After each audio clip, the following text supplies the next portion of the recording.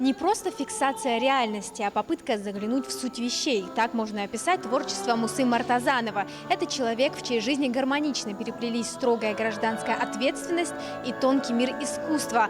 С 2001 года он активно участвует в общественной жизни страны и родной республики в частности. Председатель Союза художников Ингушетии, член Союзов писателей России и Республики Муса Мартазанов, мастер, работающий на стыке живописи и поэзии. Сегодня в Государственном музее изобразительных искусств в Карабулаке открылась его юбилейная выставка «Художник, поэт, гражданин». Это не просто отчет о пройденном пути, а откровенный глубокий разговор мастера со зрителем. Для собравшихся зачитывают приветственный адрес министра культуры Залины Ильяновой. Вашими работами восхищаются ценители разных возрастов и профессий, потому что они несут глубокий смысл, раскрывают важные темы времени, духовной жизни и национальной идентичности. Для одних художников источником вдохновения становится бескрайнее море. Для народного художника Ингушетии Мусы Мартазанова такой вселенной, такой музой и основой всего творчества были, есть и остаются величественные горы.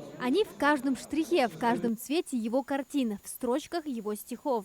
Ваши произведения стали классической классикой современного изобретательного искусства. Они дают повод к размышлению и юным художникам, и вашим мастерам коллегам. Порядка 50 произведений, собранных в одной экспозиции. Это целый мир, созданный Мусой Мартазановым. Мир, где уникальная природа Ингушетии встречается с глубокими духовными традициями, а темы вечного соседствуют с сиюминутной красотой. От всей души поздравляем вас со знаменательным событием, открытием вашей персональной выставки.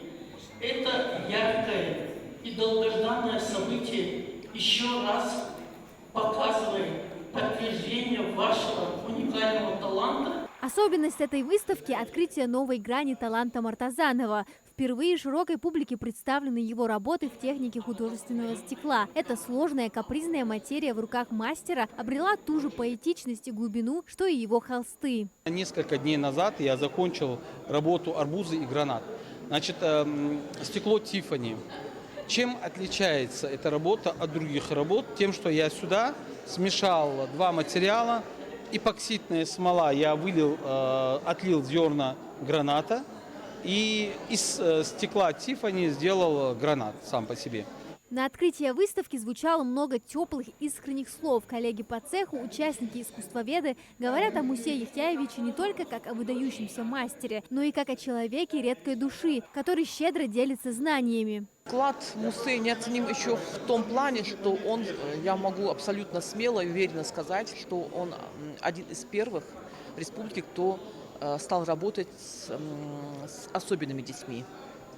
Я тогда работала в музее краеведения города Назрани, работала хранителем, и буквально вот на моих глазах, это было видно прямо через окно, как Муса занимается непосредственно с детьми-инвалидами.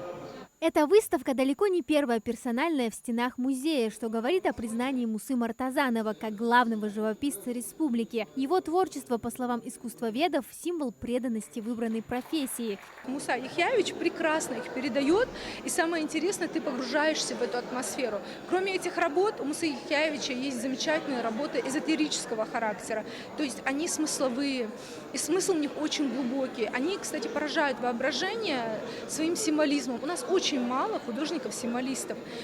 И Муса Яхьяевич, конечно, очень яркая личность. Увидеть своими глазами живописную историю Ингушетии, созданную кистью народного художника, можно будет в Музее изобразительных искусств до февраля следующего года. Амина Зязикова, Султан Мугушков, Магаз 24.